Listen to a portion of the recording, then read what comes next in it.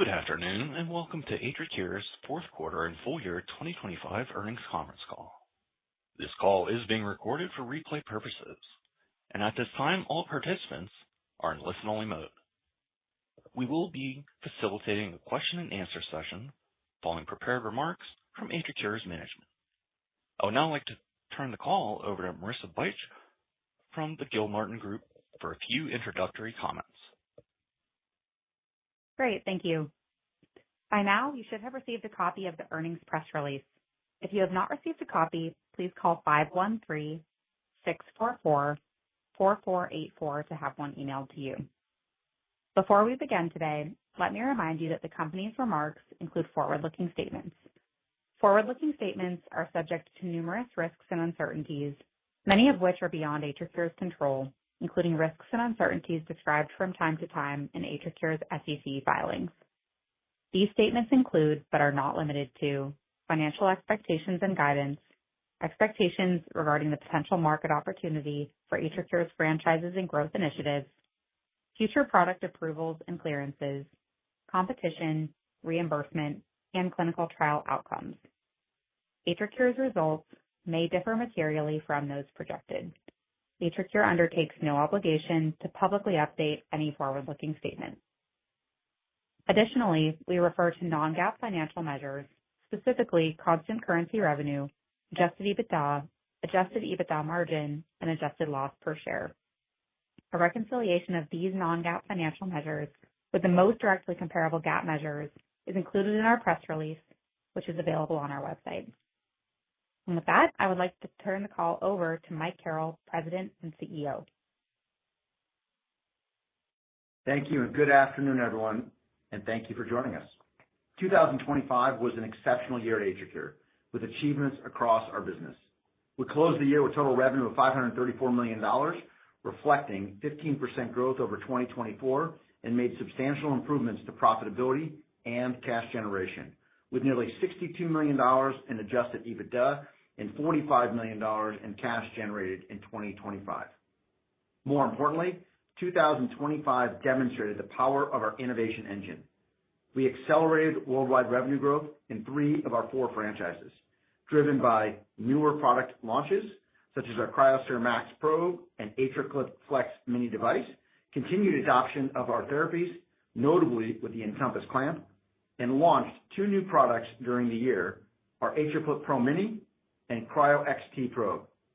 As a result of our strong operational execution and meaningful progress across these strategic priorities, we are well positioned for the year ahead and reaffirm our guidance for 2026 revenue growth of 12% to 14% growth. It is now almost 1 year since we hosted our March 2025 Analyst and Investor Day, where we featured several catalysts for our business and established long-term financial targets. We committed to sustained double-digit revenue growth, expanding profitability, and meaningful cash generation, and we have delivered on all 3. Simply put, we are outpacing the plan. We generated revenue growth of 15% for the year, and the operating leverage in our business is becoming increasingly visible. R&D spend is leveling off with the completion of the enrollment in LEAPS. Our commercial team is driving efficiency gains in SG&A, and our new product launches are contributing to gross margin improvement. In addition to our financial progress, we have advanced key strategic initiatives outlined at our Investor Day. First, our groundbreaking LEAPS clinical trial completed enrollment of more than 6,500 patients last July, well ahead of expectations. This trial is evaluating the benefit of our AtriClip devices on non-AFib patients undergoing cardiac surgery, representing a global opportunity of nearly 1.4 million patients each year. Interest and participation from our trial investigators was outstanding, with more than 500 surgeons across 137 different sites who enrolled in the LEAPS trial. During the years ahead, we will continue to follow LEAPS patients as we await the results of the trial. Following LEAPS enrollment, we initiated our BoxX NoAF clinical trial, a 960-patient randomized controlled trial aimed at reducing the onset of postoperative AFib in cardiac surgery patients who do not have pre-existing AFib. Up to 50% of cardiac surgery patients without AFib will develop postoperative AFib, making it the most common complication in cardiac surgery. The stark reality is that these patients tend to see worse acute and long-term clinical outcomes. Postoperative AFib is also associated with a higher healthcare cost burden, with estimates exceeding $2 billion annually in the United States alone. Using our Encompass clamp and AtriClip devices, we believe this trial will demonstrate the benefits of ablation for non-AFib patients during cardiac surgery. We are pleased with our progress on the site initiation and enrollment to date and look forward to updating you throughout the year. In addition to these landmark clinical trials, we are also advancing development efforts on our dual energy Encompass clamp. Our goals for this program center around shortening RF ablation times and introducing PFA as a complementary energy source. On its own, our innovative Encompass clamp technology was a significant step in streamlining cardiac surgery ablation procedures, leading to increasing adoption. Now, by pairing advanced RFA with PFA in our Encompass device, we will deliver unprecedented speed and flexibility for surgeons. During 2025, we reached 2 milestones with our development partner and completed first-in-human treatments in December with excellent results. In the year ahead, we expect to finish device and generator development in preparation of the initiation of a clinical trial, marking another key milestone in our product development pipeline. At our Investor Day, we shared our strategy for building upon the greenfield opportunity in surgical pain management, including expansion into amputation procedures. We launched our cryoXT device for pain management and amputation procedures in the third quarter of 2025 and continue to receive overwhelmingly positive surgeon feedback. Patients are recovering faster than ever, experiencing less acute postoperative pain, and in many cases, with reduced phantom limb pain as well. We are being deliberate in our rollout, with each cryo nerve block route focusing on one account at a time to ensure adoption is sticky before expanding our user base. As we cultivate this opportunity, we expect cryoXT to contribute more meaningfully to revenue in the back half of 2026. Taking a step back, each strategic initiative, coupled with continuous product innovation that is the hallmark of AtriCure, supports our vision to create standards of care across all of our markets. BoxX, NoAF, and LeAAPS also share an objective that is truly transformational for our company, moving standards of care in cardiac surgery towards preventative treatment of AFib and related complications. Both trials enable AtriCure, and AtriCure alone, to unlock massive market expansion opportunities and future growth acceleration. Now, on operational highlights from each of our franchises from the fourth quarter and full year 2025. Starting with pain management, in the fourth quarter of 2025, we achieved 24% growth, driven by continued increasing adoption of our cryoSPHERE MAX device. The time savings offered by this device compared to our legacy probes have been compelling to surgeons, particularly those in thoracic surgery. For the year, worldwide revenue grew 33% in 2025, marking an acceleration from 2024 growth. We ended the year with roughly 500 accounts in the U.S.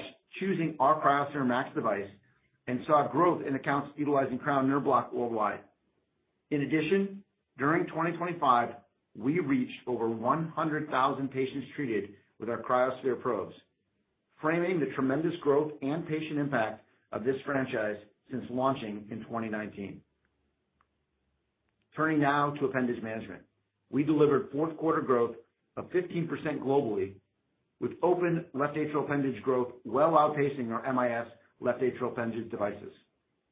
We are pleased with the consistent momentum of our open appendage management business, which powered full-year worldwide revenue growth for our left atrial appendage franchise of 19%, again marking an acceleration over 2024. AtriClip Flex Mini and AtriClip Pro Mini largely drove this acceleration in growth, with surgeons drawn to the low profile of our mini AtriClip devices. Much of our growth is volume driven, though we also benefit from a favorable price mix as surgeons convert from legacy devices. We exited 2025 with over 300 active accounts purchasing Flex Mini and saw Flex Mini contribute 18% of our worldwide left atrial appendage management revenue in 2025, leading to increased market share in the United States. We believe our innovation, along with our robust clinical evidence and superior product performance, has and will continue to differentiate our AtriCure devices from the competition. Within our AFib ablation franchises, open ablation growth came in over 17% for both fourth quarter and full year 2025, with the Encompass clamp being the primary contributor.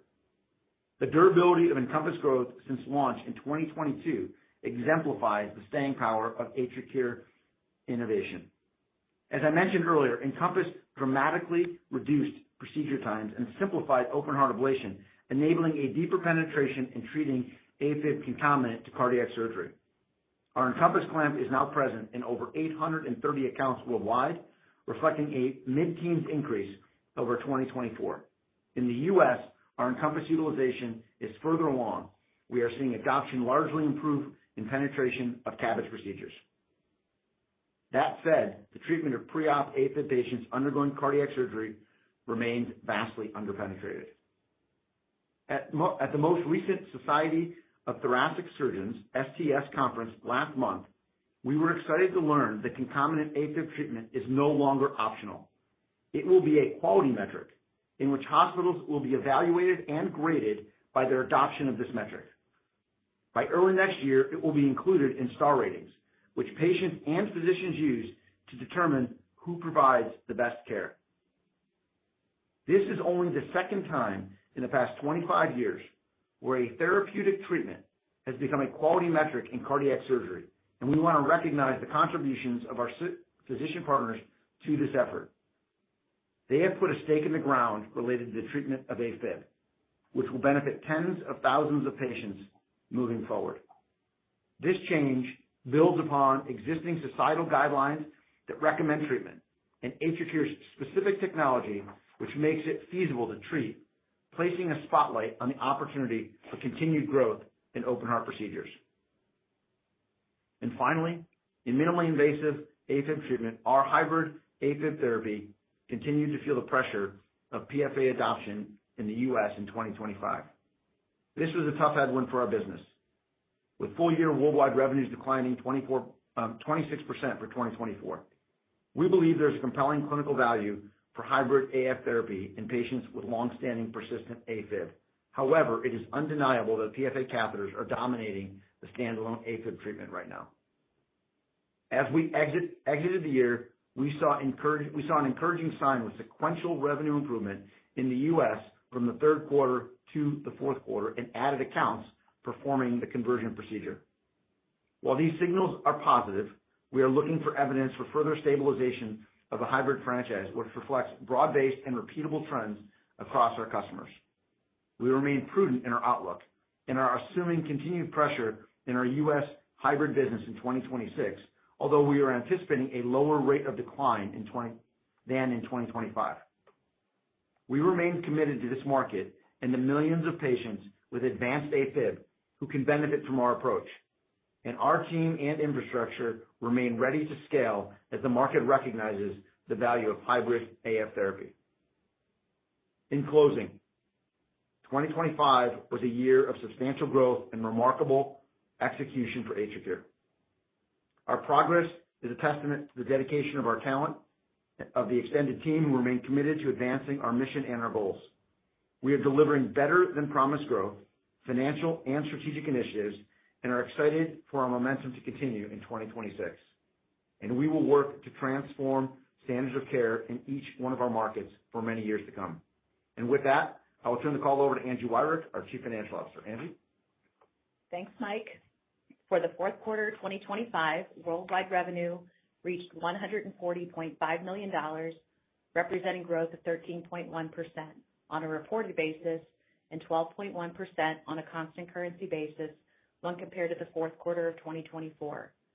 U.S. revenue grew 12.6% to $114.3 million from the fourth quarter of 2024, supported by robust contribution from newer product launches in pain management and open appendage management, specifically our cryoSPHERE MAX and AtriClip Flex Mini devices, along with continued adoption of our Encompass clamp and open ablation. International revenue totaled $26.2 million, up 15.3% on a reported basis and 9.9% on a constant currency basis as compared to the fourth quarter of 2024. While our international markets delivered solid growth overall, our fourth quarter results were impacted by a decline in sales in the UK due to ongoing funding and reimbursement uncertainty with the National Health Service. The UK had been our fastest growing European market in 2023 and 2024, so this created a meaningful impact in the fourth quarter. Sequentially, worldwide sales grew $6.2 million, or 4.6%, over the third quarter of 2025. Gross margin for the fourth quarter of 2025 was 75%, an increase of 45 basis points from 2024, driven primarily by favorable product mix. Research and development expenses decreased $10.5 million on a reported basis, largely due to the upfront payment of $12 million for our exclusive licensing and co-development agreement for PFA technology in the fourth quarter of 2024, and offset by a $1 million milestone payment in the fourth quarter of 2025. Excluding these charges, R&D was approximately 2% higher in the fourth quarter of 2025 compared to the prior period, with a decrease in LEAPS clinical trial costs offset partially by enrollment activity in our BoxX NoAF clinical trial. SG&A expenses increased $6.2 million, or 8.5%, over the fourth quarter of 2024, showing continued leverage when compared with 13% revenue growth. In the fourth quarter, we also continue to build on our momentum on the bottom line, delivering both positive adjusted EBITDA and net income. We drove positive adjusted EBITDA of $19.9 million for the fourth quarter 2025 compared to $12.7 million in 2024, and net income of $1.8 million versus a $15.6 million net loss in 2024. Earnings per share in the fourth quarter of 2025 was 4 cents, and adjusted earnings per share was 6 cents, representing a significant improvement over fourth quarter of 2024, which reported a loss per share of 33 cents and an adjusted loss per share of 8 cents. Now to review full year 2025 results. Worldwide revenue was $534.5 million, an increase of 14.9% on a reported basis and 14.4% on a constant currency basis, well ahead of our initial 2025 guidance range of 11 to 13% growth. U.S. sales increased 13.7% to $435.4 million, and international sales increased 20.2% on a reported basis and 17.5% on a constant currency basis to $99.2 million. U.S. open ablation sales increased to $143.8 million, or 16.3% growth over 2024, driven by continued strength from Encompass clamp sales, which ended the year contributing over 60% of our U.S. open ablation revenue. Our U.S. pain management franchise grew 32.5% to $81.9 million, propelled by rapid adoption of the cryoSPHERE MAX probe in both new and existing centers. U.S. appendage management sales reached $178.1 million, a 17.5% increase over 2024, with approximately 24% growth in open appendage management devices, offset by a 6% decline in MIS appendage management devices.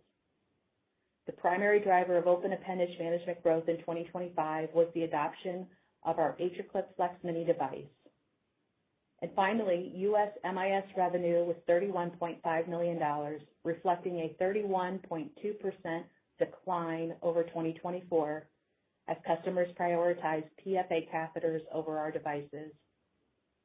Our hybrid business was a strong headwind throughout 2025, with a $16 million total decline in our U.S. MIS ablation and MIS appendage management devices. However, taking a step back, the combined strength of our U.S. open ablation, open appendage management, and pain management franchises grew U.S. revenue by nearly $69 million or 22% in 2025, more than offsetting the pressure from hybrid.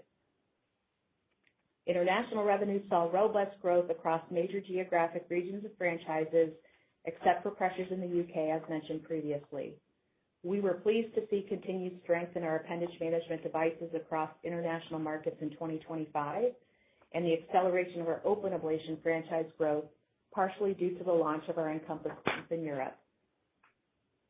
Gross margin for the year ended at 75%, an increase of 29 basis points from 2024, driven primarily by more favorable product mix as well as the continued production efficiencies as we scale.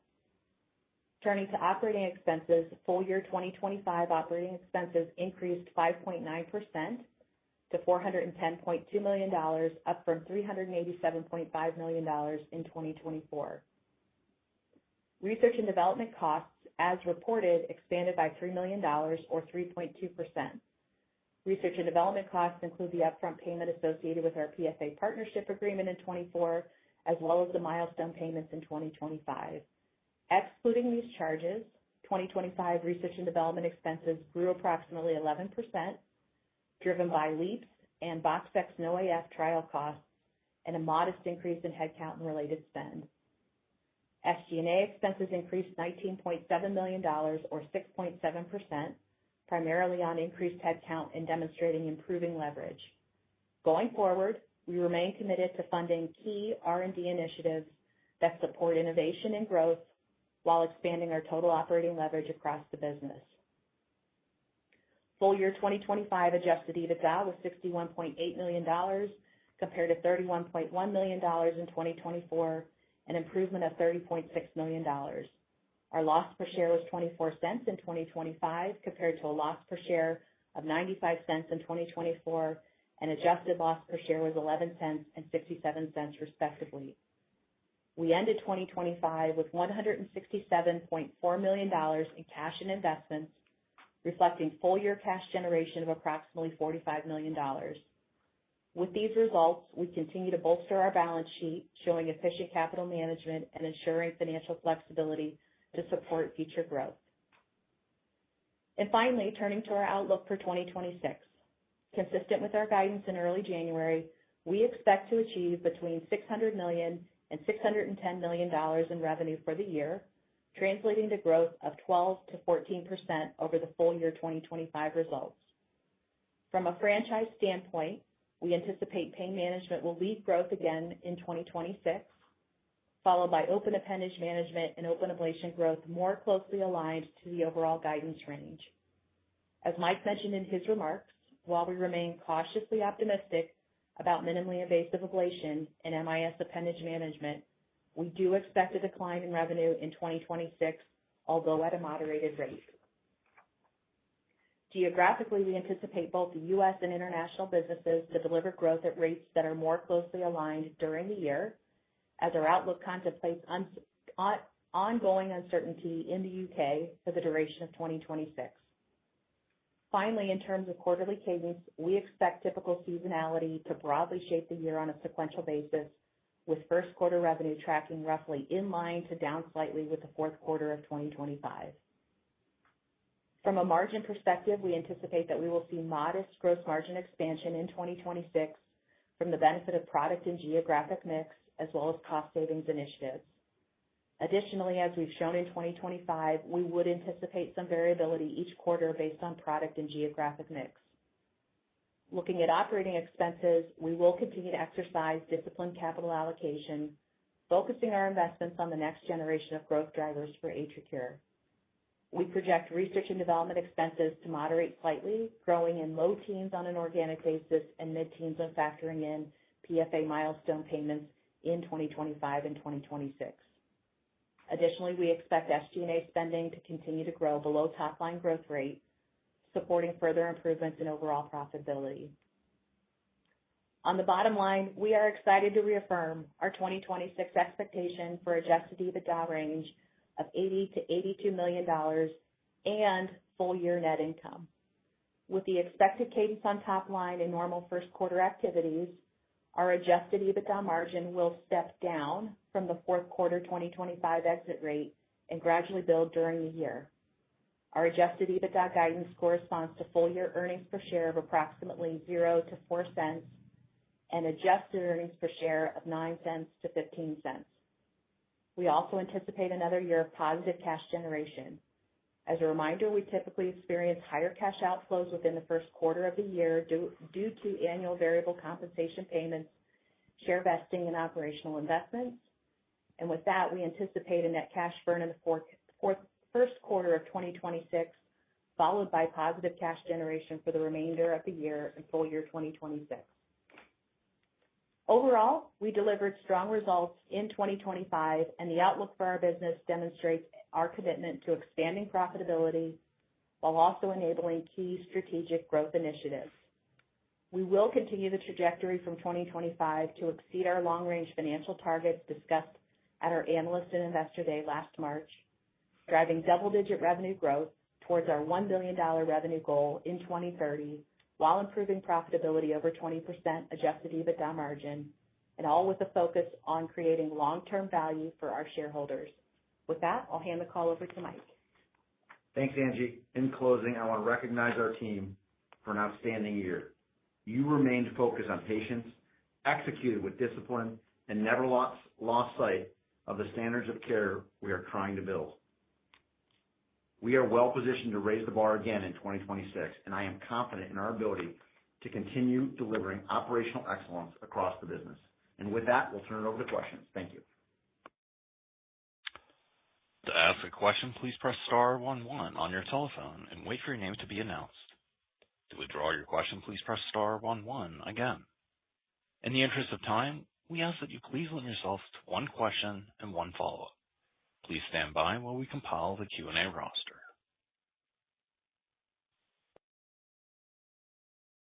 Our first question comes from William Plovanic with Canaccord Genuity. Your line is open. Great. Thanks for taking my questions. Just first off, obviously, some news from a competitor a week or so ago had some pretty significant impact on your stock.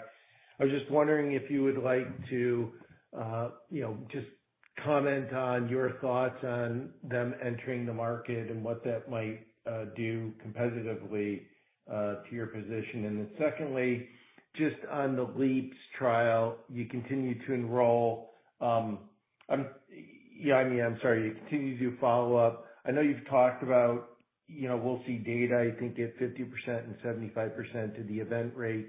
Just wondering if there's been any change in when we'd expect to see some of that data, if it might grow faster than expected, or if it's on the timelines. Thanks for taking my questions.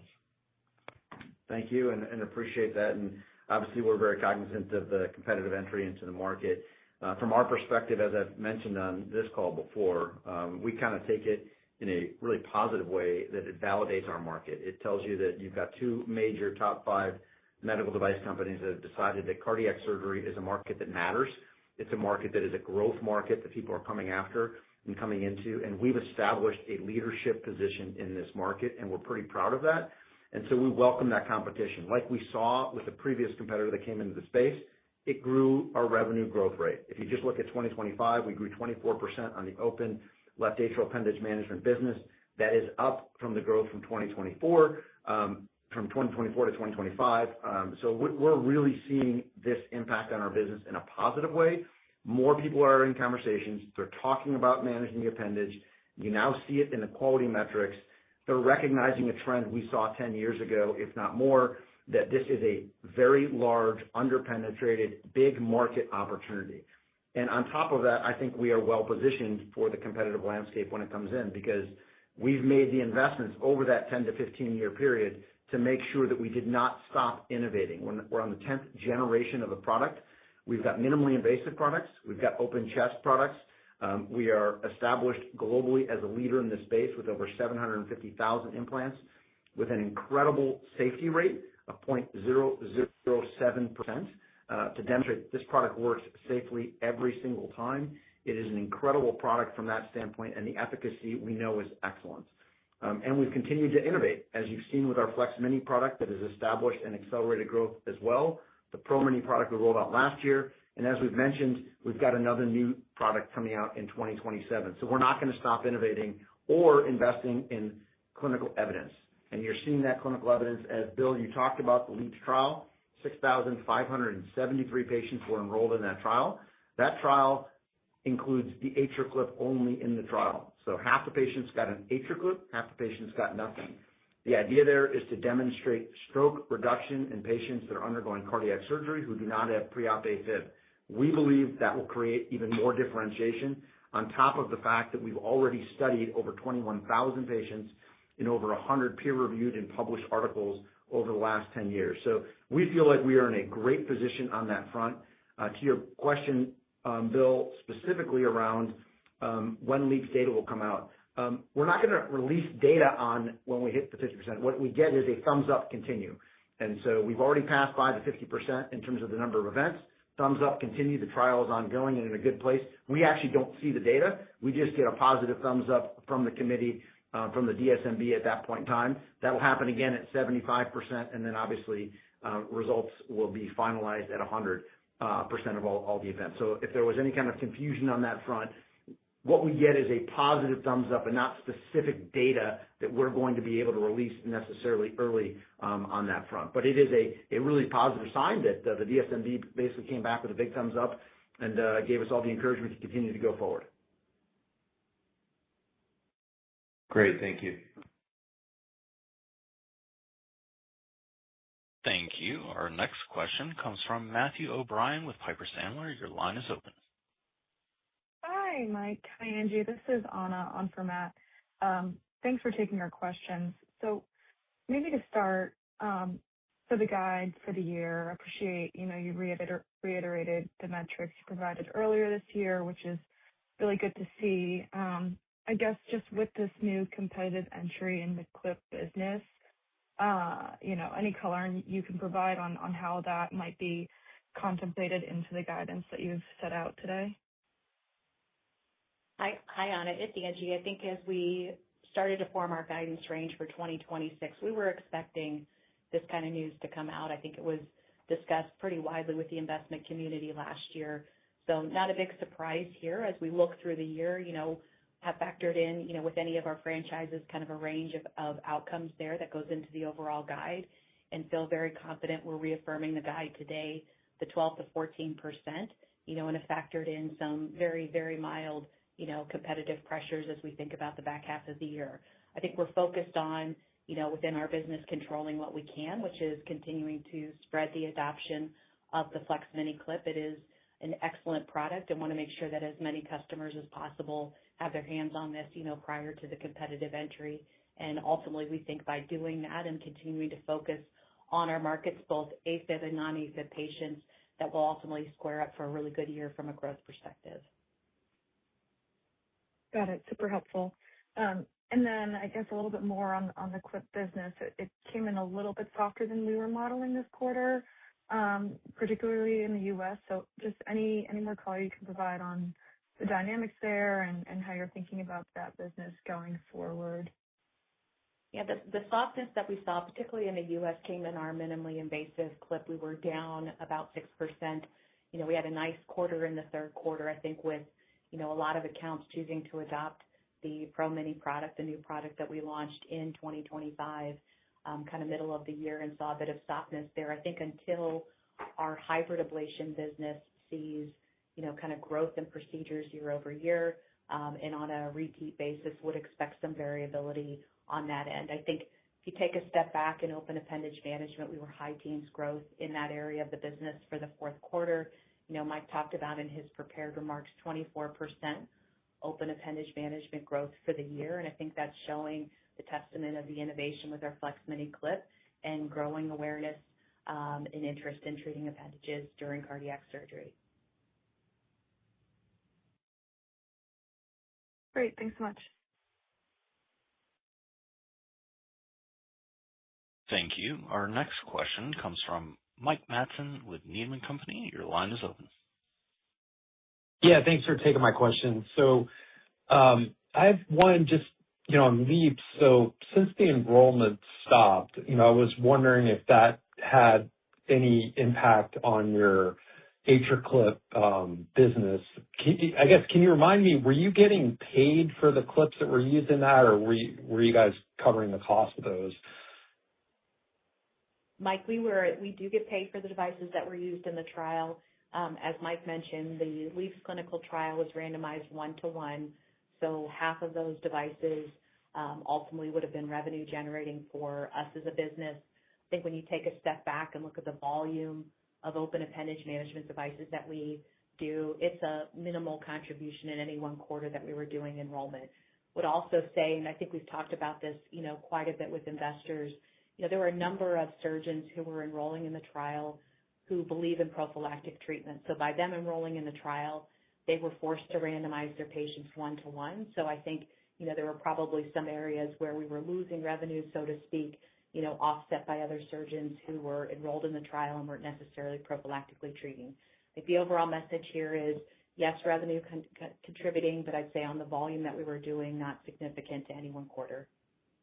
Okay, that's helpful. Just trying to figure out what it means. I know it was kind of last summer, but okay. And then just on Encompass, I mean, obviously this has been a home run product for AtriCure, and you're working on the dual energy version, but that's going to require some trials and probably take a couple of years. So do you have any kind of new versions or enhancements planned kind of in the interim to maybe continue to drive the price mix and just increase penetration into CABG? Yeah, we don't necessarily have a new product iteration coming out. If you recall, we first released something, the long version of it, and then last year we released the short version, which obviously was a needed acceleration into the market from that standpoint. The penetration is low in CABG, and we're going to continue to kind of market, talk to those customers, get them trained up, and do the work associated with that.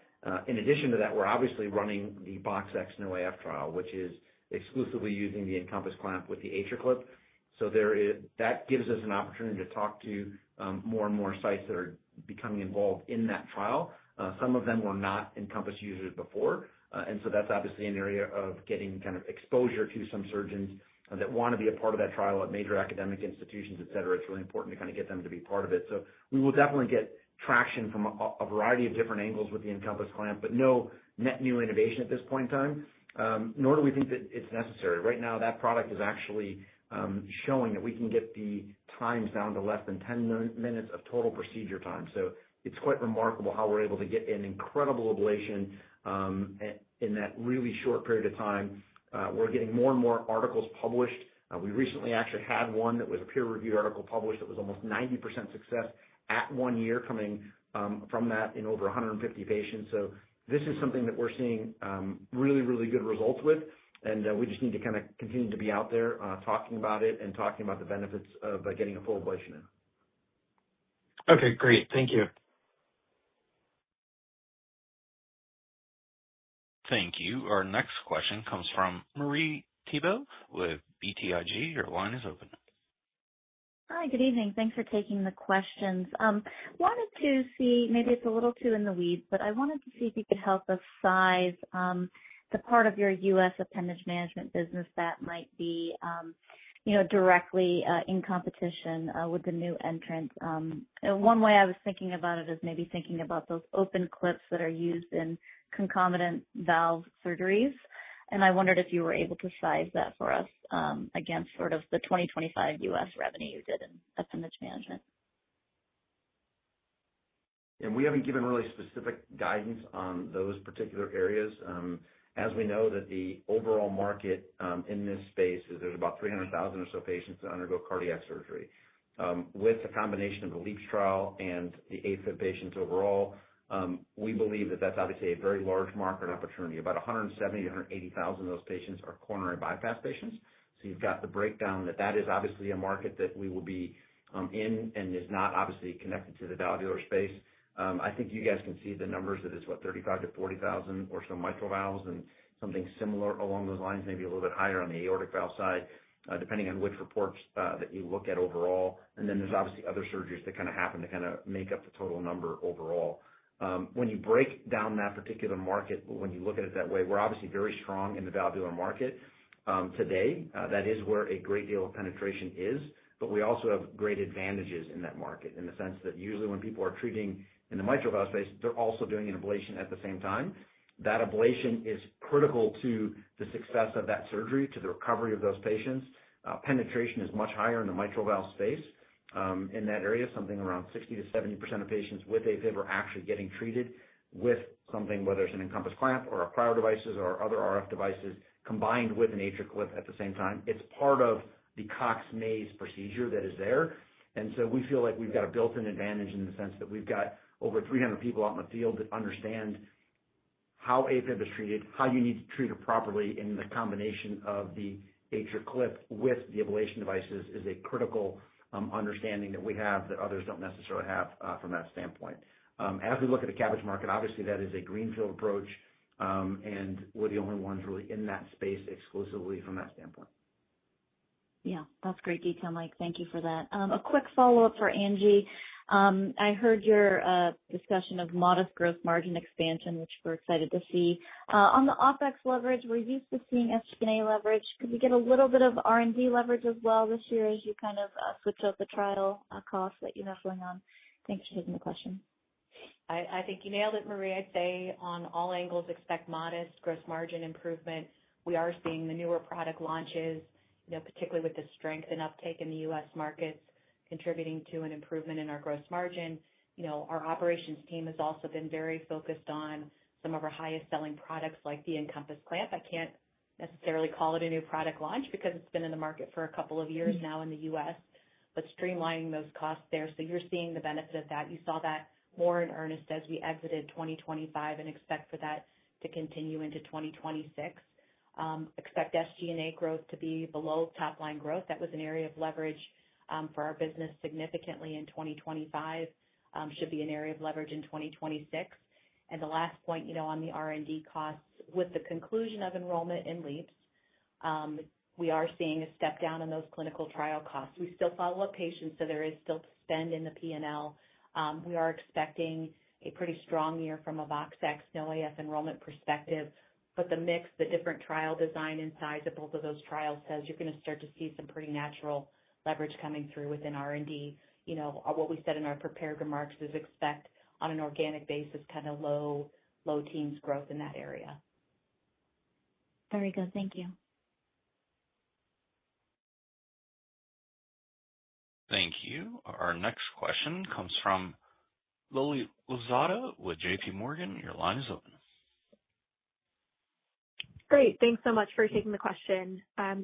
Maybe I'll start with one on profitability. You already hit the 14% adjusted EBITDA guidance that you pointed to at your Investor Day this current quarter, and you still have a few years to go before getting to the end of the LRP. So is the 14% just conservatism? And if not, what other dynamics should we be keeping in mind as it relates to the progression of adjusted EBITDA moving forward? Good question, Lily. The 14%, super happy with the performance, obviously, in the fourth quarter on the bottom line, a big milestone for our company. Not only the 14% adjusted EBITDA, but pulling in positive net income for the quarter. As we think about going forward, would expect there to be a step down. So 2026, the full year shouldn't look like full 14%, but we are significantly ahead of our LRP estimates when it comes to the bottom line movement there, as well as our top line growth rate. So I think the dynamics to focus on, when we say we're kind of ahead on the bottom line, we've been talking about driving efficiency within the P&L and in our business for a very long time. I think you're seeing the benefit of size and scale and previous investments ultimately driving us to this point here.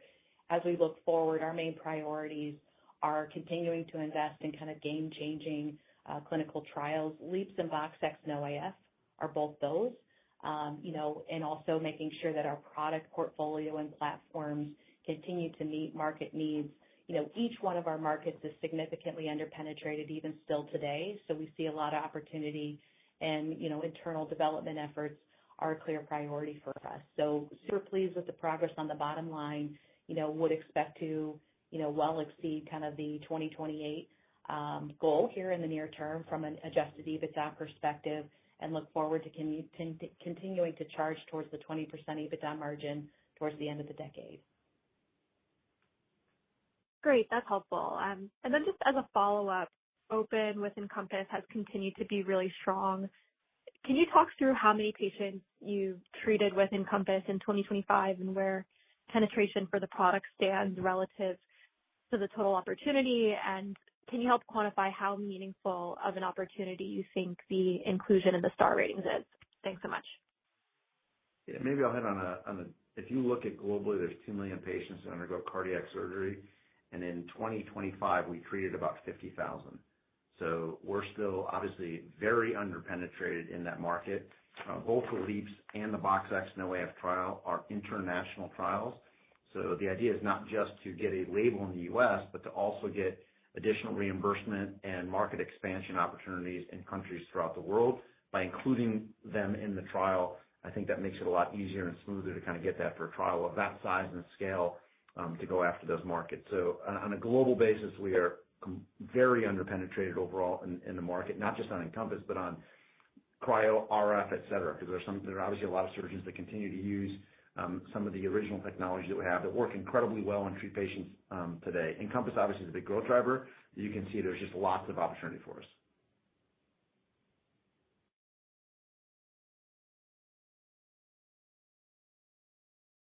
Thank you. Our next question comes from Danny Stauder with Citizens JMP. Your line is open.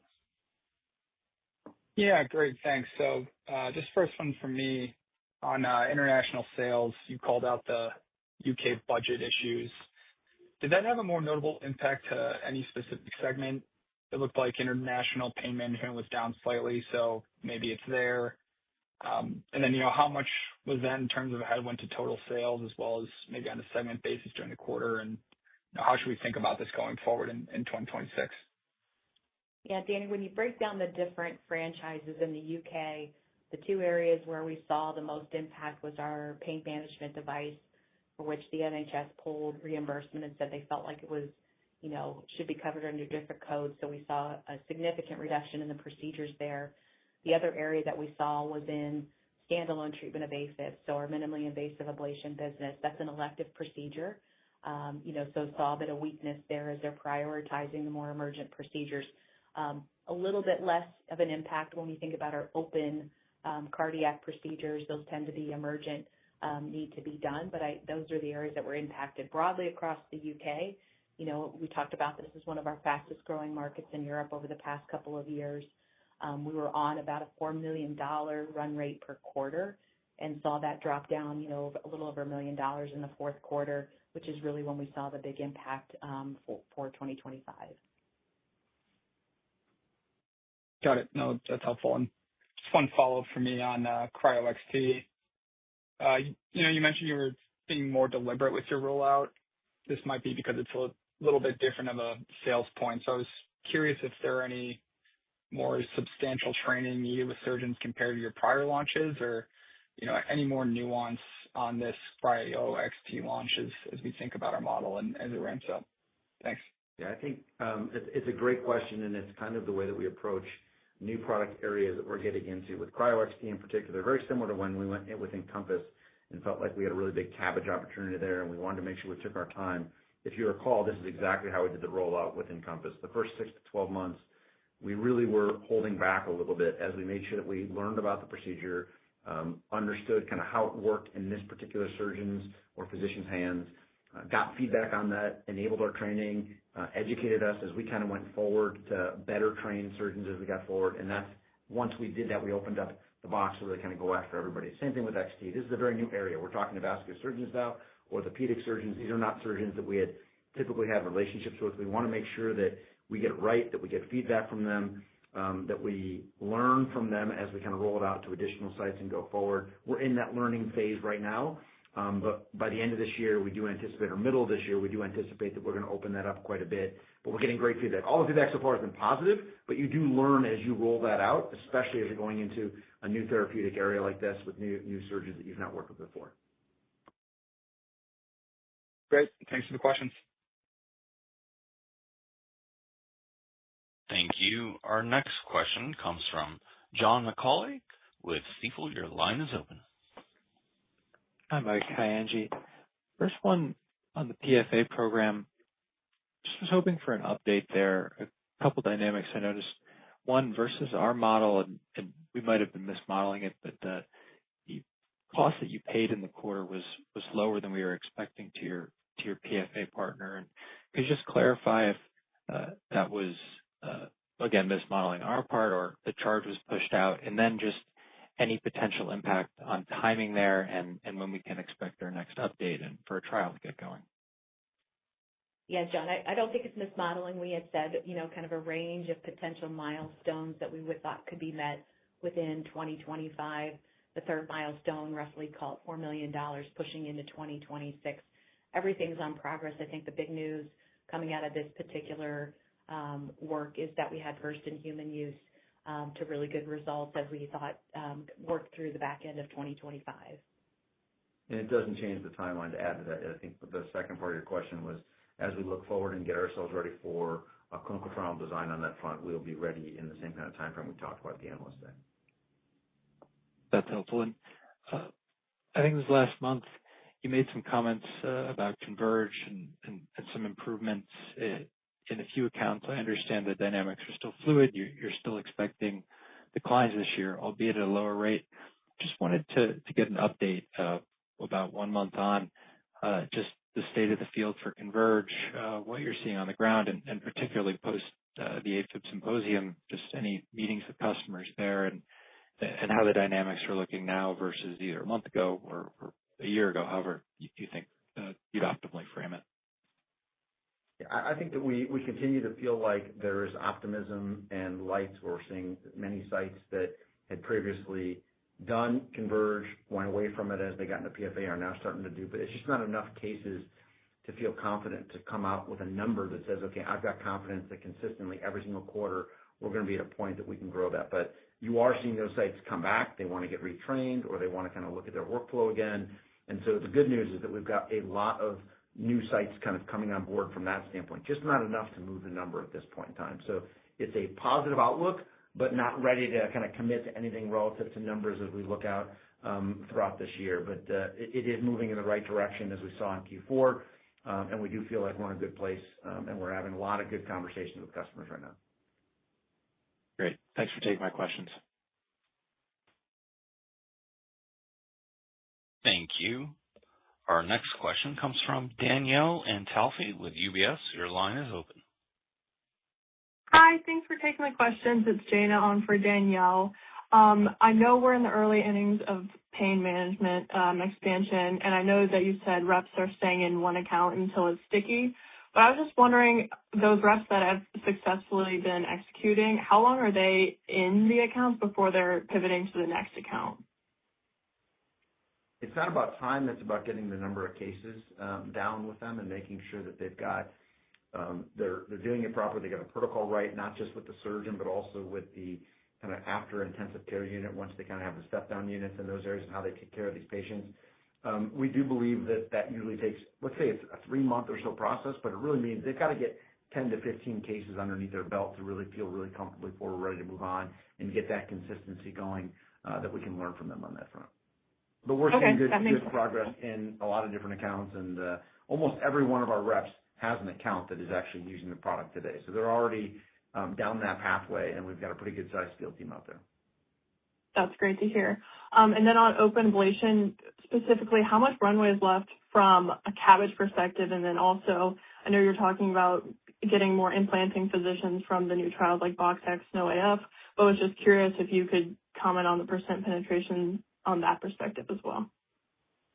Specifically to CABG, if you look at AFib patients alone, it's around 20% of the patients that undergo cardiac surgery that have AFib, and they're undergoing it for a coronary bypass. About 20% of those patients get it. But if you look at it in totality, when you start to think about BoxX, NoAF, and the expansion opportunity that exists there, that number is obviously much less than 10% when you add in the non-AFib patients.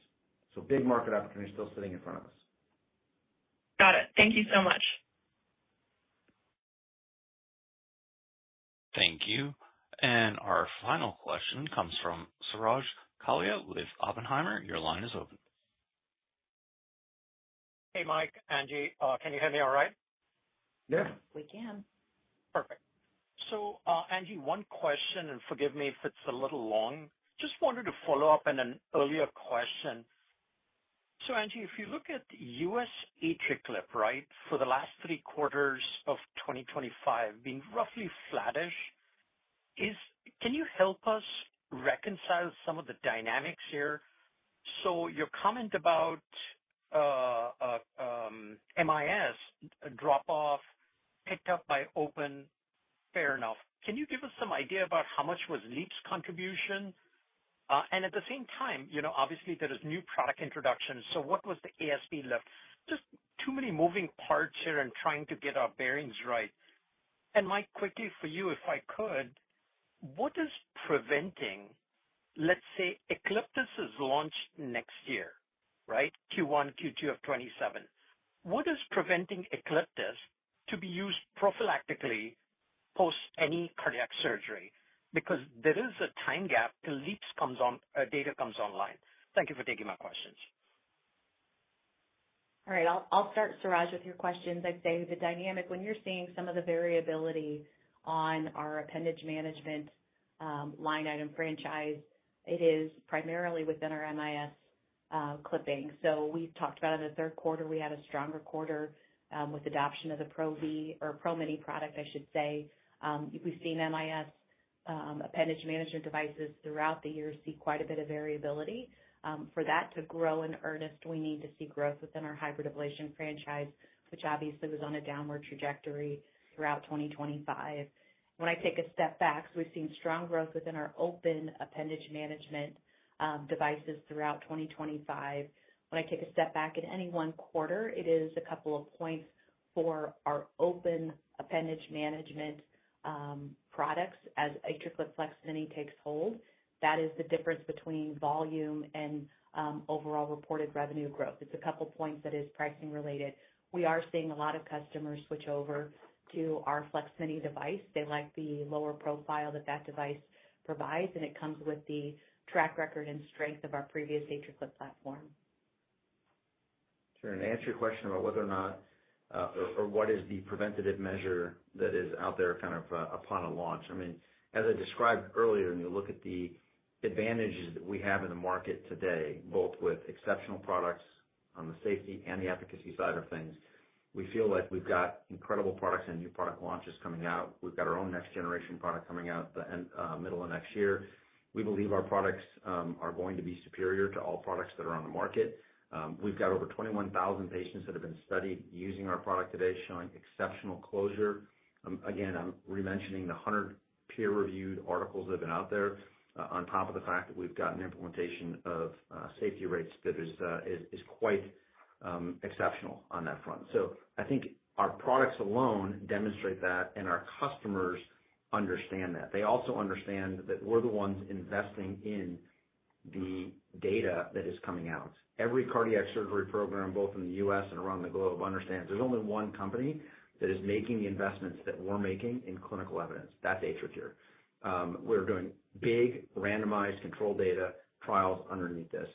And you've seen this in other areas. Those that invest in the data, those that invest in proving it out that way, wind up winning in the long run. The combination of having the best products with the best clinical evidence today and coming, usually wins in the market long term. You can look at, you've seen it in the left atrial appendage market already when you look at the occlusion market. And I would say that you're going to probably see it in this market as well. That doesn't mean that we're not getting ourselves ready for competitors coming in, trying to ride our coattails on the things that we put out there and the trials that we've run and the helping out with guidelines and those types of things.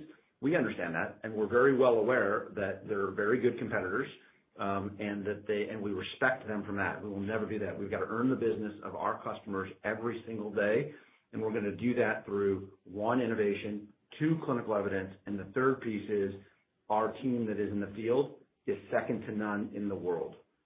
That is across both our field team, our clinicals, and our education team that are out there and understanding how does that appendage work, how does it does AFib work, and how do you manage that every single day. So I've got a great deal of confidence in our team. Again, that doesn't mean that they're not going to come in and make some noise. This is also why markets grow. I mean, I think that when you look at in big markets, when Watchman came to market. Then you have Amulet come to market. The market actually grew when big competitors come into their space. And so we believe that the market overall is going to grow, and we are going to get our fair share given all the positives I just talked about relative to our products and our team. Thank you. Thank you. This concludes the question and answer session. Oh, now I'd like to turn it back to Mike Carroll for closing remarks. Great. Everyone, thank you for joining us on the call today. We look forward to a great Q1 and talking to you again in the April-May timeframe. Have a great night. Bye now. This concludes today's conference call. Thanks for participating. You may now disconnect.